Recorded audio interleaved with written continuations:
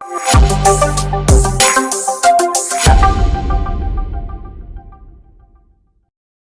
Mass മോട്ടോഴ്സിൽ നിന്നാണ്. ഹീറോൻ്റെ super Splendor വണ്ടിയുടെ engine വർക്കുമായി ബന്ധപ്പെട്ട ഒരു വീഡിയോ ആണ്. നിലവിലെ അതിൻ്റെ സിലിണ്ടർ പിസ്റ്റൺ കംപ്ലൈൻ്റ് ആയിട്ട് നല്ല രീതിയിൽ വണ്ടി പുകയായിട്ടാണ് വന്നത്. അത് കഴിഞ്ഞ് എൻ്റെ ക്രാങ്കിൻ്റെ കണക്ടർ റോഡിൻ്റെ പ്ലേ ഒക്കെ ചെക്ക് ചെയ്യുമ്പോൾ പ്ലേ ഒക്കെ അത്യാവശ്യം കൂടുതൽ പ്ലേ ആയിട്ട് തോന്നിയതും പ്രകാരം ഫുള്ളായിട്ട് എഞ്ചിൻ വർക്ക്, അതായത് 1 ഇയർ വാറണ്ടിയിൽ കംപ്ലൈൻ്റുള്ള പാർട്സുകൾ മാറ്റിയിട്ടുള്ള എഞ്ചിൻ വർക്ക് ആ രീതിയിലാണ് ചെയ്യാനുള്ള ഉദ്ദേശിച്ചത്. അപ്പോൾ അതും പ്രകാരം നമ്മൾ ചെയ്യുന്ന വർക്കുകൾ എന്ന് പറയുമ്പോൾ നമ്മളിപ്പോൾ ഫുള്ള് എഞ്ചിൻ്റെ ഗിയർ ബോക്സ് സെക്ഷനാണത്. അതിനകത്ത് ഈ ക്രാങ്ക് ഷാഫ്റ്റ് ആണെന്ന് മെയിൻ അതിൻ്റെ കണക്ടർ റോഡിന് കംപ്ലൈൻറ്റ് ഉണ്ടായിരുന്നു. ഇതതിൻ്റെ പഴയ ക്രാങ്ക് ഷാഫ്റ്റാണ്. നമ്മൾ മാറ്റി പുതിയത് സെറ്റ് ചെയ്യാൻ വേണ്ടി, ഇപ്പോൾ ഇത് സെറ്റ് ചെയ്തതിൻ്റെ പുതിയതാണ്. ഇതാണത് മാറ്റണ ക്രാങ്ക് ഷാഫ്റ്റ് വരുമ്പോഴത്തേക്കും നമുക്ക് അതിന് വരുന്ന റേറ്റ് എന്ന് പറഞ്ഞാൽ 3275 രൂപയാണ് ക്രാങ്ക് ഷാഫ്റ്റിൻ്റെ റേറ്റ് വരാം. പിന്നെ അതുകൂടാതെ നമ്മൾ ഈ ഗിയർ ബോക്സിൻ്റെ ഈ സെക്ഷനിൽ നമുക്ക് വന്നേക്കുന്നത് 3rd ഗിയറിൻ്റെയും 4th ഗിയറിൻ്റെയും വീലുകൾ കംപ്ലൈൻ്റ് ഉണ്ട്. അതെന്ന് പറഞ്ഞാൽ ഇപ്പോൾ ഇതാണ് അതിൻ്റെ പുതിയ വീലുകളാണ്. ഈ 2 വീലുകൾ പുതിയതാണ്. അതായത് ഇത് മെയിൻ ഷാഫ്റ്റാണ്. മെയിൻ ഷാഫ്റ്റിൻ്റെ 3ഡിൻ്റെയും 4ത്തിൻ്റെയും ഗിയർ വീലുകൾ പുതിയതാണ് കേട്ടോ പറഞ്ഞത്. അതേപോലെ തന്നെ കൗണ്ടർ ഷാഫ്റ്റിൻ്റെ ആയാലും ഗിയർ വീല് ഈ 2 കിടക്കുന്ന വീലുകളും പുതിയതാണ്. അതായത് ആ പെയർ അത് രണ്ടും ജോഡിയായിട്ട് വരാം, ജോഡിയായിട്ട് മാറ്റണം നമ്മൾ, എന്നാലാണ് അത് കറക്റ്റ് അതിൻ്റെ ഒരു ഗുണം നമുക്ക് കിട്ടുള്ളൂ. കാരണം അതല്ലെങ്കിൽ രണ്ടിനും ഒരേപോലെ തേയ്മാനമാണ്. അപ്പോൾ അങ്ങനെ തേയ്മാനം വന്നിരിക്കുന്നത് ഒരെണ്ണം മാത്രം മാറ്റിയതുകൊണ്ട് പ്രത്യേകിച്ച് ഉപകാരം നമുക്ക് അതിനകത്ത് വന്നില്ല.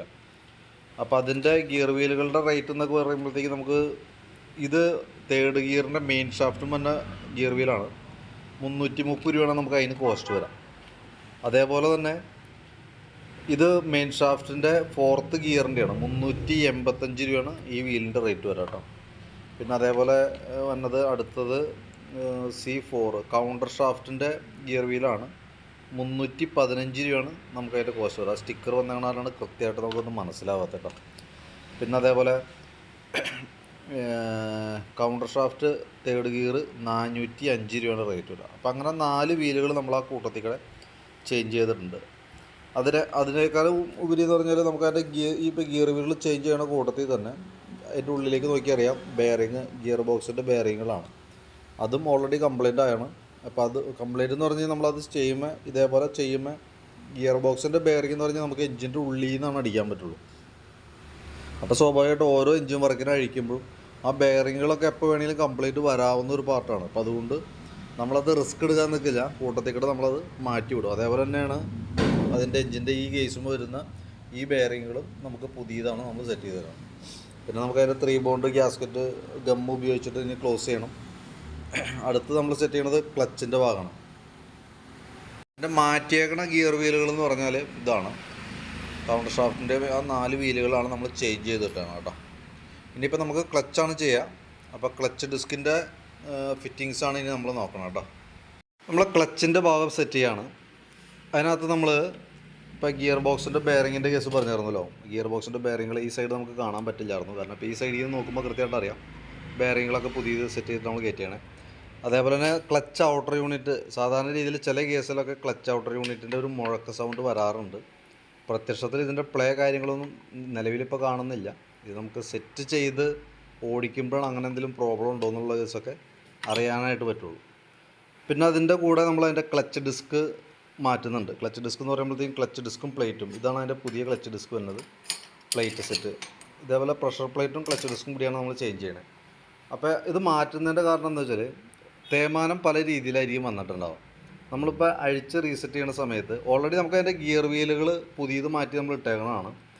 അപ്പോൾ അതിൻ്റെ ചെറിയൊരു ടൈറ്റ് ഗിയറിന് കാണിക്കുക. കാരണം എന്താ വെച്ചാൽ ആ ഷാഫ്റ്റും ആ വീലും തമ്മിലുള്ള ആ ഒരു കണക്ഷൻ്റെ ആ ഒരു തേയ്മാനം രണ്ടും 2 രീതിയിലായിരിക്കും. അപ്പോൾ അതിൻ്റെ ഒരു ചെറിയ ഇപ്പോൾ പുതിയ ഗിയർ വീലിന് ചെറിയൊരു ഗ്രിപ്പ് കൂടുതലായിരിക്കും ആ ഷാഫ്റ്റുമ്പോൾ കിടന്ന് ഓടാനായിട്ട്. അതിൻ്റെ ഓൾറെഡി ഒരു ചെറിയ ടൈറ്റ് ഉണ്ടാവും. അതിനേക്കാൾ പുറമെ വണ്ടി ഇപ്പം സെക്കൻഡിൽ നിന്ന് ഫസ്റ്റിലേക്കും ന്യൂട്രാക്കാനൊക്കെ ആയിട്ട് ഓവർ ടൈറ്റ് വരാനായിട്ടുള്ളൊരു സാധ്യത ഈ ക്ലച്ച് ഡിസ്ക് കൊണ്ട് വരുന്നുണ്ട്.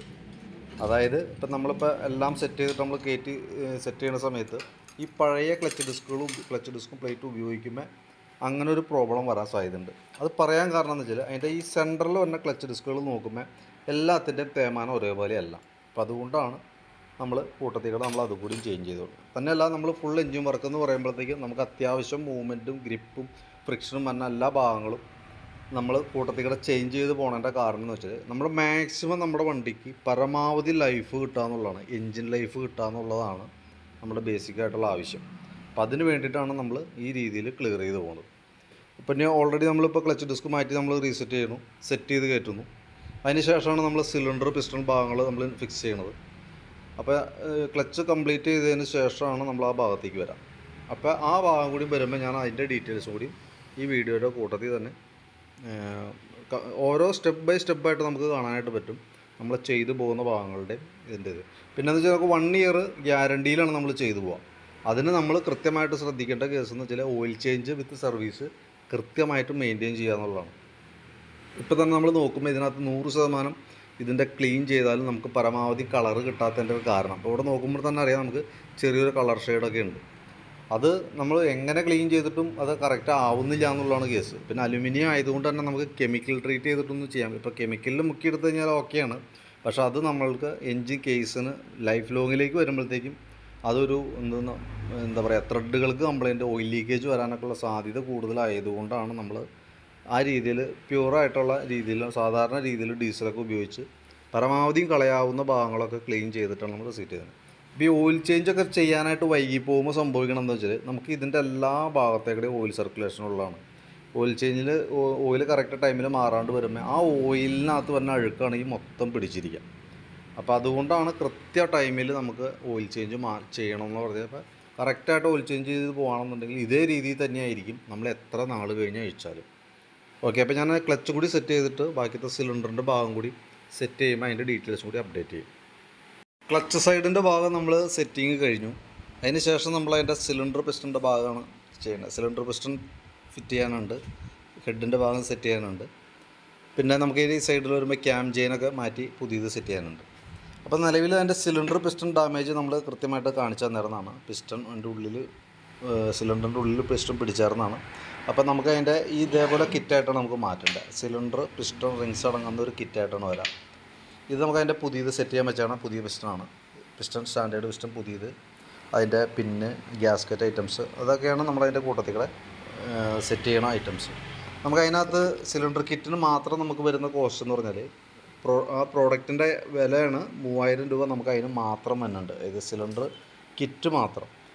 അതിനകത്താണ് നമുക്ക് അതിൻ്റെ പിസ്റ്റൺ, സിലിണ്ടർ, പിസ്റ്റൺ പിന്ന്, റിങ്സ്, ഗ്യാസ്കറ്റ് അടക്കം, ആ ഹെഡിൻ്റെ സിലിണ്ടറിൻ്റെ ഗ്യാസ്കറ്റ് അടക്കം അതിനകത്ത് വരുന്നുണ്ട്.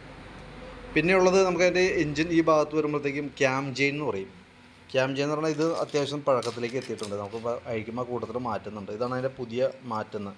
2 പാഡ് സെറ്റും ക്യാം ചെയിൻ, അതിൻ്റെ ടൈമിംഗ് വീലടക്കം ഒരു കിറ്റായിട്ടാണ് വരാം. അതിന് നമുക്ക് വരുന്ന എമൗണ്ട് എന്ന് പറഞ്ഞാൽ 425 രൂപയാണ് നമുക്ക് അതിൻ്റെ കോസ്റ്റ് വരും. പിന്നെ നമ്മളതിൻ്റെ ഹെഡിൻ്റെ ഭാഗം നമ്മൾ ലെയ്ത്ത് വർക്ക് ചെയ്തതാണ്, ലെയ്ത്തിൽ കൊടുത്ത് ക്ലിയർ ചെയ്തെടുത്തതാണ്. നമുക്ക് 1100 സിസ്റ്റം, അതായത് 1150 രൂപ താഴെയാണ് നമുക്ക് അതിന് കോസ്റ്റ് വന്നത്. അത് ചെയ്തേക്കുന്ന വർക്കുകൾ എന്ന് പറഞ്ഞാൽ വാൽവൊക്കെ സീറ്റ് ചെയ്ത് ക്ലിയർ ചെയ്ത് കയറ്റിയിട്ടുണ്ട്. പിന്നെ ഈ പ്ലഗിൻ്റെ ഭാഗത്ത് ത്രെഡ് ചെറിയൊരു പ്രോബ്ലം ഉണ്ടായിരുന്നു. അത് ഫസ്റ്റിലത്തെ വീഡിയോ കണ്ടു കഴിഞ്ഞാൽ നമുക്ക് കൃത്യമായിട്ട് അത് മനസ്സിലാവും. ആ പ്രോബ്ലം നമ്മൾ സോൾവ് ചെയ്തിട്ടുണ്ട്. കാരണം വെച്ചാൽ ആ ത്രെഡ് ഓൾറെഡി കംപ്ലൈൻ്റ് ആയിരുന്നു. അത് സ്ലീവ് ചെയ്ത് കറക്റ്റായിട്ട് നമ്മൾ സെറ്റിങ്ങിലേക്ക് പിടിപ്പിച്ചിട്ടുണ്ട്. ശരിക്കും ഇതിന് വരുന്ന പ്ലഗ് എന്ന് പറഞ്ഞാൽ ലോങ് ത്രെഡ് ടൈപ്പ് പ്ലഗ്ഗാണ് നമുക്കിതിന് വരാം. ഇതുമ്പോൾ ചെറിയ പ്ലഗ്ഗാണ്, സാധാ ബൈക്കിൻ്റെ പ്ലഗ്ഗാണ് ഇട്ടായിരുന്നത്.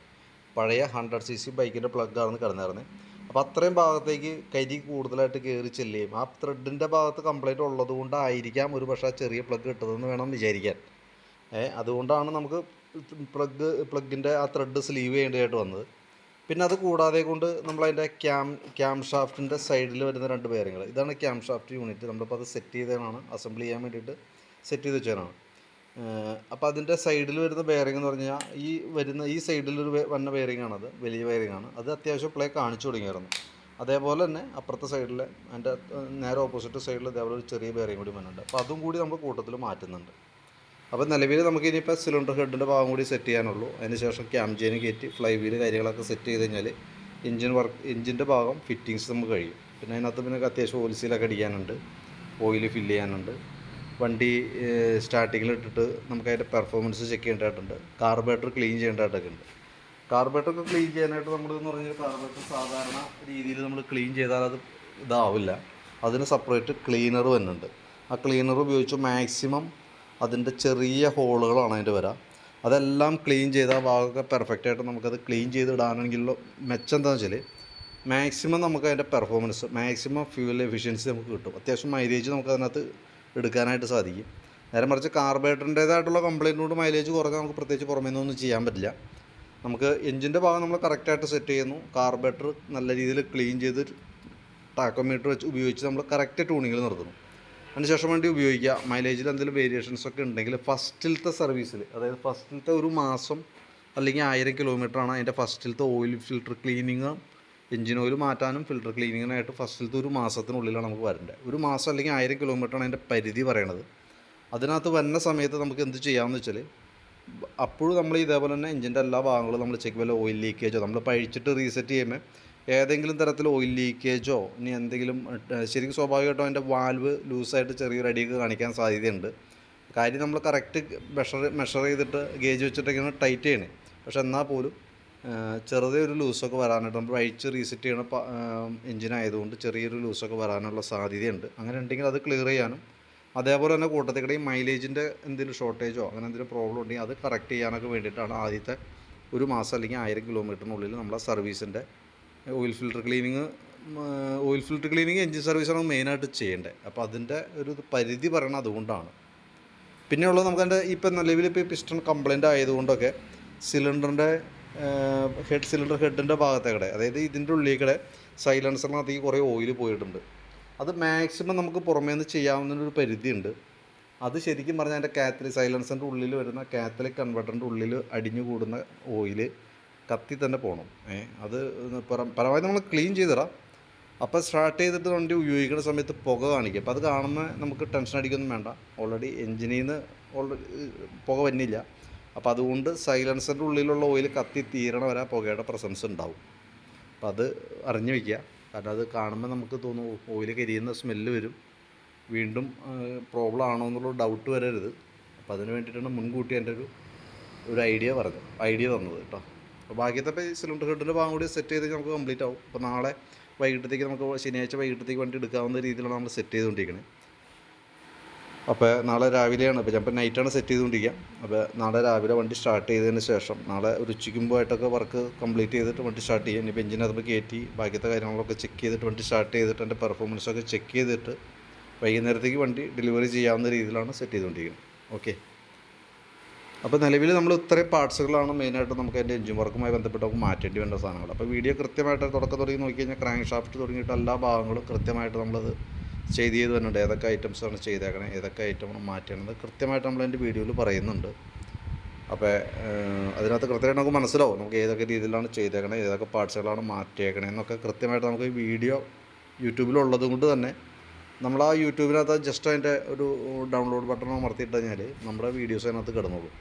അതല്ലെങ്കിൽ ആ കറക്റ്റ് വന്ന അതിൻ്റെ കറക്റ്റിലത്തെ കോഡ് നമ്മളൊന്ന് നോട്ട് ചെയ്ത് വയ്ക്കുക എന്തെങ്കിലും ചെയ്യുകയാണെങ്കിൽ എന്തെങ്കിലും ഡൗട്ട് ഉണ്ടെങ്കിൽ നമുക്ക് പിന്നീട് അതിൽ എത്ര കൊല്ലം കഴിഞ്ഞിട്ടായാലും നമുക്കത് ചെക്ക് ചെയ്യാനായിട്ട് പറ്റും. ഏതൊക്കെ വർക്കാണ് ചെയ്തേക്കണേന്നൊക്കെ കൃത്യമായിട്ട് നമുക്ക് യൂട്യൂബിൽ തന്നെ നോക്കിക്കഴിഞ്ഞാൽ നമുക്ക് കറക്റ്റായിട്ട് അറിയാനും പറ്റും. നമ്മൾ അതിന് വേണ്ടിയിട്ട് വേറൊരു ആപ്ലിക്കേഷനോ കാര്യങ്ങളൊന്നും നോക്കേണ്ട ആവശ്യമൊന്നുമില്ല. അപ്പോൾ നിലവിൽ നമ്മൾ ചെയ്തേക്കണ എഞ്ചിൻ വർക്ക് എന്ന് പറഞ്ഞാൽ 1 ഇയർ വാറണ്ടിയിലാണ് നമ്മളിപ്പോൾ ചെയ്തേക്കണത്. അത് കൃത്യമായിട്ട് അതിന് 3 സർവീസുകൾ വരുന്നുണ്ട്. അതിനിടയിൽ ഫസ്റ്റിലത്തെ ഒരു ഫിൽറ്റർ ക്ലീനിങ് വരുന്നുണ്ട്. അങ്ങനെ മൊത്തം 4 എഞ്ചിൻ സർവീസ് നമുക്ക് വേണ്ടി വരാം. 3 ജനറലായിട്ടുള്ള സർവീസും വരണം.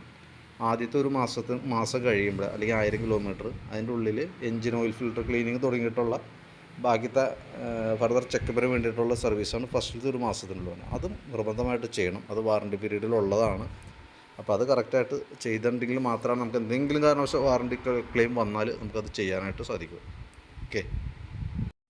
എൻജിൻ വർക്ക് കംപ്ലീറ്റ് ആയിട്ടുണ്ട്. നമുക്ക് അതിൻ്റെ ഫുൾ സെറ്റിങ്സ് കഴിഞ്ഞിട്ടുണ്ട്. ഇനിയിപ്പോൾ നമുക്ക് അതിൻ്റെ കാർബറേറ്ററും അതേപോലെ തന്നെ കാർബറേറ്റർ ഫുള്ളായിട്ട് ക്ലീൻ ചെയ്യാൻ വേണ്ടി അയച്ചാണ്. അത്യാവശ്യം നമുക്കത് ഫുള്ളായിട്ട് കാർബറേറ്റർ ക്ലീനർ ഉപയോഗിച്ച് ക്ലീൻ ചെയ്യണം.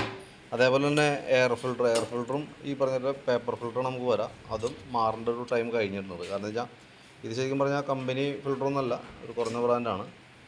തന്നെയല്ല അതിൻ്റെ ശരിക്കും പറഞ്ഞത് യെല്ലോ കളറാണ്. അത് പൊടി പിടിച്ച് ഈ ഒരു അവസ്ഥയിലേക്ക് വന്നതാണ് പഴക്കം വരുമ്പോൾ.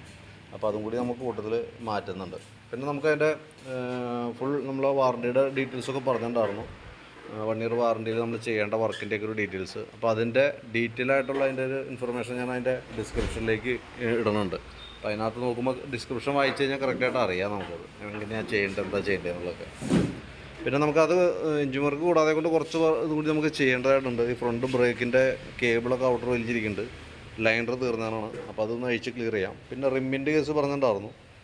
റിമ്മ് തുരുമ്പുണ്ട്, കാരണം എന്ന് വെച്ചാൽ തീരെ മോശാവസ്ഥയിലേക്കൊന്നും എത്തിയിട്ടില്ല. നമുക്കിപ്പോൾ തൽക്കാലം വേണമെങ്കിൽ അത് തന്നെ ഉപയോഗിക്കാം. എന്നിട്ട് പിന്നീട് നമുക്ക് ഈ ടയർ ചേഞ്ച് ചെയ്യുന്ന സമയത്ത്, ടയർ മാറ്റുന്ന സമയത്ത് റിമ്മും കൂടി മാറ്റി സെറ്റ് ചെയ്താൽ മതി. അതായിരിക്കും കുറച്ചുകൂടി നല്ലത്.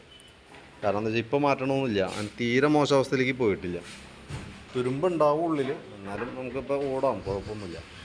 പിന്നെ ഈ പറഞ്ഞ ബ്രേക്കിൻ്റെ കേബിളൊക്കെ നമുക്ക് ചേഞ്ച് ചെയ്യുന്നുണ്ട്. കേബിളുകൾ മൊത്തം നമുക്ക് നോക്കാം. അതേപോലെ ഇവിടെ വയറിംഗ് ഒക്കെ കട്ടായി നിൽക്കുന്നുണ്ട്. അപ്പോൾ അതൊക്കെ ഒന്ന് അഴിച്ച് ക്ലിയർ ചെയ്ത് സോൾഡർ ചെയ്തൊക്കെ കറക്റ്റാക്കി തരാം കേട്ടോ. അതൊക്കെ നമുക്ക് എഞ്ചിൻ വർക്കിൽ വന്നതല്ല, അഡീഷണൽ വന്ന വർക്കാണ്. പക്ഷെ എന്നാൽ പോലും കൂട്ടത്തിൽ നമുക്ക് അതും കൂടി ഒന്ന് ക്ലിയർ ചെയ്ത് പോവാം.